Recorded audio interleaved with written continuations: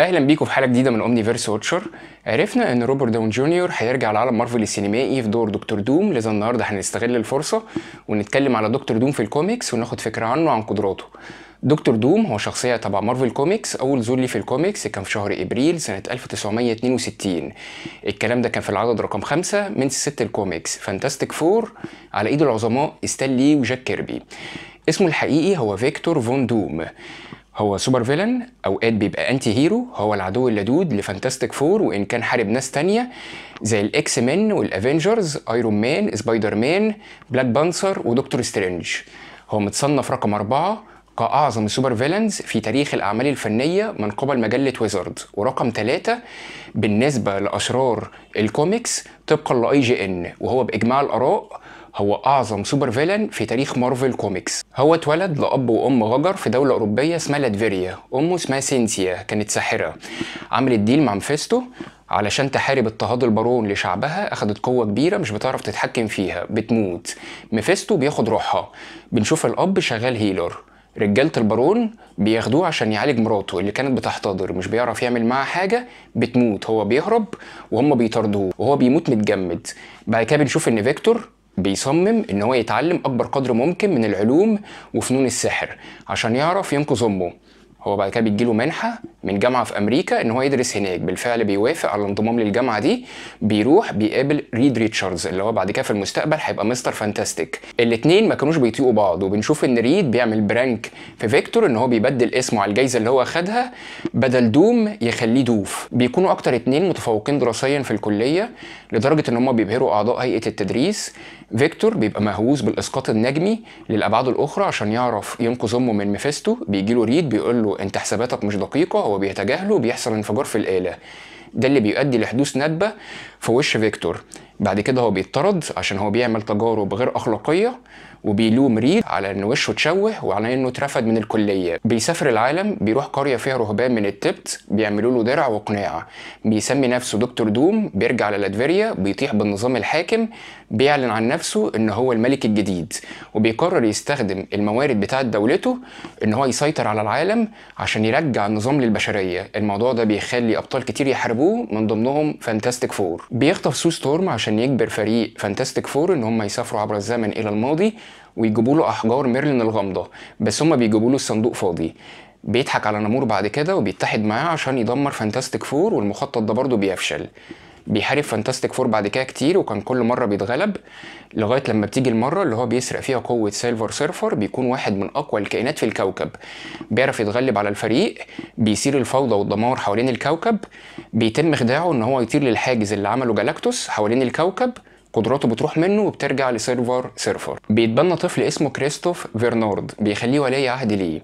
في قصة سيكريت وورز هو بيكون قائد الأشرار اللي خطفهم البيوندر. هو بيستخدم قوة جالاكتوس إن هو يسرق قوة البيوندر لنفسه، بس البيوندر بيكون لسه عايش وبيسترد القوة دي بعد كده باستخدام قوة بيربل مان. هو بيعرف يتلاعب بالأمم المتحدة، بيسموه امبرور دوم، بيكون حاكم الكوكب. في عهده بنشوف الأرض شهدت رخاء ومساواة ونهاية للحروب والجوع.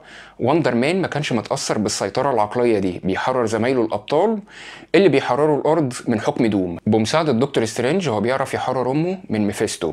بعد كده بنشوف إن سو ستورم كانت حامل، بتواجه مشاكل في حملها. ريد ريتشاردز ما كانش موجود، فجوني ستورم بيطلب مساعدته. هو بيوافق على طول نظرا لرغبته في التفوق على ريد ريتشاردز. هو بينجح في الحفاظ على حياة سو، وكان متفق معاهم ان البنت دي هتتسمى فاليريا على اسم حبيبته القديمه. هو بعد كده بيضحي بحبيبته القديمه فاليريا دي كاتفاق عمله مع شياطين ان هو يضحي بحد بيحبه عشان يحصل على قوة سحرية كبيرة. بعد غزو السكرالز هو بينضم لفريق الدارك كابال. بعد كده بيتقبض عليه نظرا لجرائمه ضد الإنسانية. هو بيعترف ان هو ليه سيد علمه كل حاجة، وان هو قوي جدا، وان هو أشر من الشر نفسه، اسمه ماركيز اوف ديس. بيجي الماركيز ده بيواجه دوم، بيقول له انا محبط جدا منك، مش ده المستوى او الليفل اللي انا كنت متوقعه منك.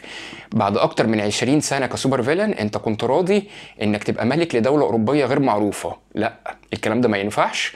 بيقرر يعاقبه، بيسفره عبر الزمن الى الماضي. بيبقى عنده تلميذ جديد بيحارب فانتاستيك فور اللي بيعرفوا يغلبوه. بنشوف بعد كده ان التلميذ بتاعه ما هو الا دكتور دوم اللي عمل مفارقة زمنية، وبقى التلميذ بتاعه بيموته. فاليريا بتأسس فريق افنجرز جديد بمساعدتهم. هو بينجح في الحصول على جزء من قدرات سكارلت ويتش، وبيرجع كاسي لانج تاني على قيد الحياة. بيكتشف ان موليكيول مان ما هو الا سنجلاريتي، قنبلة محطوطة في كل كون من قبل البيوندرز، فالمخطط بتاعهم ان هم يدمروا المالتيفيرس. بيقضي سنين كتير بيموت اكبر عدد ممكن من الموليكيول مان، وبعد كده بيكتشف ان الموضوع ده مش جايب همه، فبيقرر يضحي بشوية منهم بشوية اكوان كمان ويموت البيوندرز، وبياخد القوة بتاعتهم لنفسه. باستخدام القوة دي مع بقايا المالتيفيرس بيأسس الباتل وورلد الجديدة، بيسمي نفسه جاد امبرور دوم. بعد سنين من الطغيان بنشوف ان موليكيول مان بياخد القوة دي بيديها لمستر فانتاستيك اللي بيدمر الباتل وورلد وبيرجع المالتيفيرس، وبيكون ده الايدز كوزموس. بنشوف ان هو بيشفي وش دوم وبيتلاعب بذكرياته، بيوهمه ان هو مات عشان يبطل حقده تجاهه. قرر يبقى طيب وبيتنازل عن العرش، بيبقى حليف لتوني ستارك. في قصة سيفل وور 2 توني لما بيخش في غيبوبة هو بياخد هوية ايرون مان. شيلد بتحاول تقبض عليه عشان جرايمه السابقة، بس هو بينجح في اكتساب ثقتهم. هو بعد كده بيرجع تاني شرير ووشه بيتشوه تاني. العالم بعد كده بيتغطى بالدارك فورس، بيتملى فامبايرز، بيطلب من دكتور سترينج ان هو يديله هويه السورسر سوبريم عشان ينتصروا عليهم. بالفعل ده اللي بيحصل. في نهايه المعركه بيرفض يرجع الهويه دي لدكتور سترينج. هو كمان عامل جيش من الروبوتات اسمهم الدومبوت، وعامل برلمان من نسخه المختلفه. احنا دلوقتي ممكن نتكلم على قدراته. هي ايه قدراته؟ هو ساحر قوي جدا جدا، يقدر يعمل اي حاجه تقريبا، وهو عبقري للغايه، واحد من اذكى الناس في عالم مارفل.